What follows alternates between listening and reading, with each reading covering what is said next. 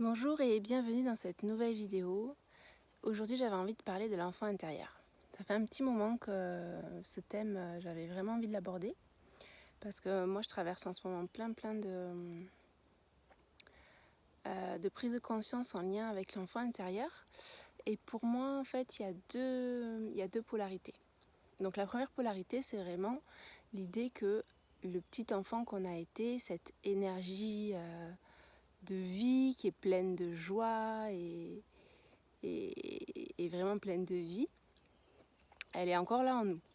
Donc on va la connecter dès qu'on est joyeux, dès qu'on va faire des choses qui nous font vibrer, que ce soit nos activités sportives ou plus créatives, que ce soit la poterie, l'art, le dessin, le fait d'aller nous balader, d'aller connecter aux animaux. Enfin voilà, il y a vraiment tout ce qui nous fait vibrer, tout ce qui nous appelle.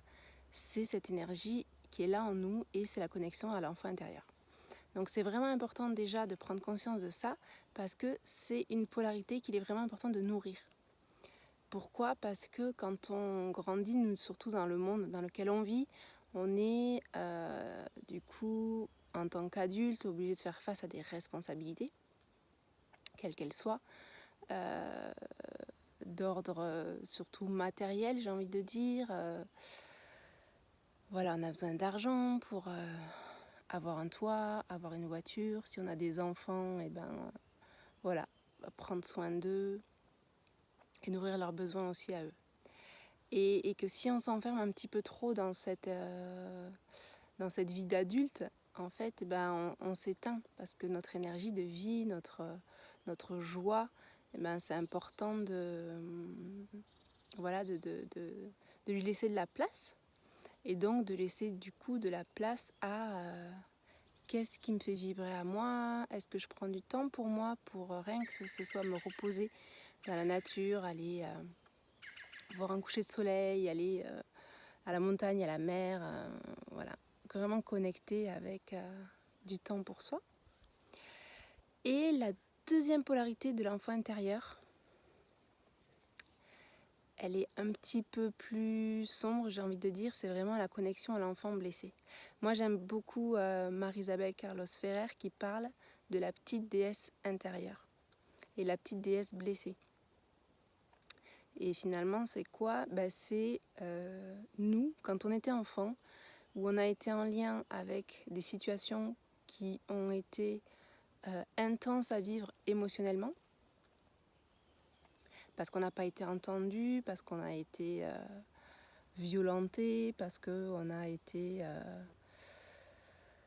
voilà, il peut y avoir d'autres traumas un petit peu plus profonds et plus graves, hein, parce qu'on a été abusé, etc. Et toutes ces situations-là, on en a tous vécu, même avec les parents les plus merveilleux du monde, hein, parce qu'ils ne peuvent pas toujours être disponibles, parce que un petit mot à un enfant qui paraît complètement anodin à un adulte, en fait, il s'en fait tout un monde. Et du coup, ce petit enfant blessé, là, il est à l'intérieur de nous.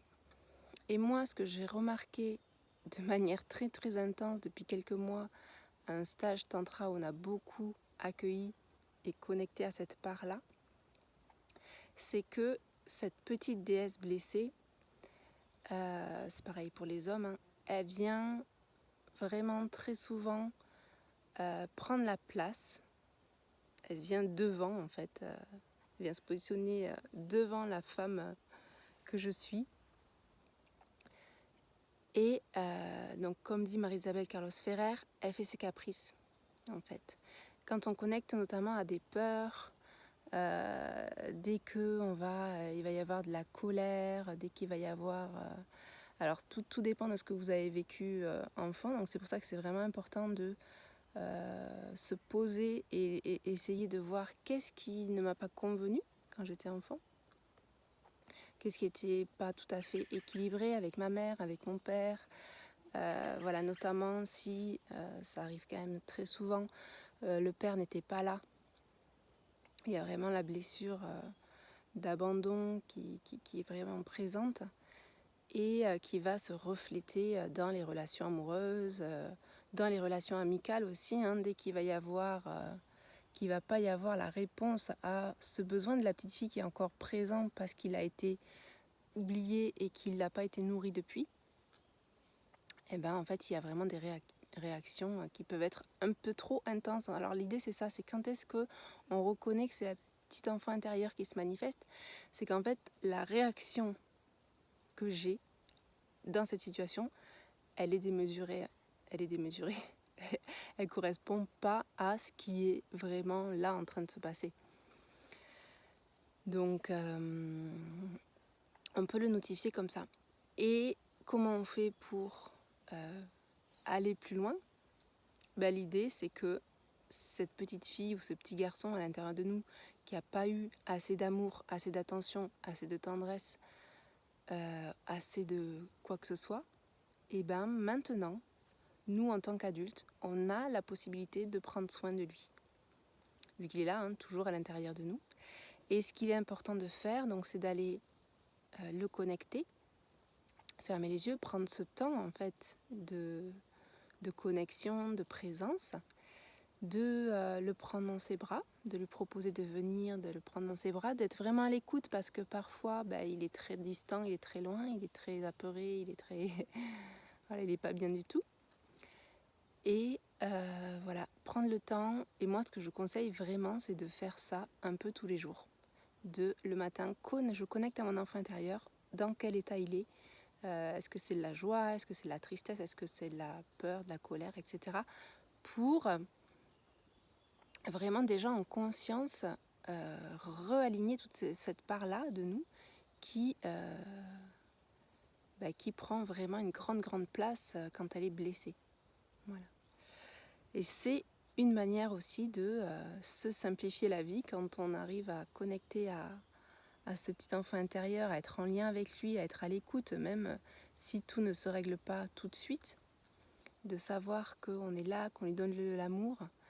Voilà, c'est hyper important. Je mettrai en lien sous la vidéo une méditation que je vais créer pour connecter à cet enfant intérieur par rapport à tout ce que moi j'ai vécu et ce que j'ai remarqué. Voilà, je vais affiner un petit peu la guidance là dans la méditation pour voilà. N'hésitez pas à me dire si cette vidéo vous a plu, à liker, à vous abonner à ma chaîne pour vous soutenir et à partager à ceux qui auraient envie de l'entendre. Je vous souhaite une belle journée. Au revoir.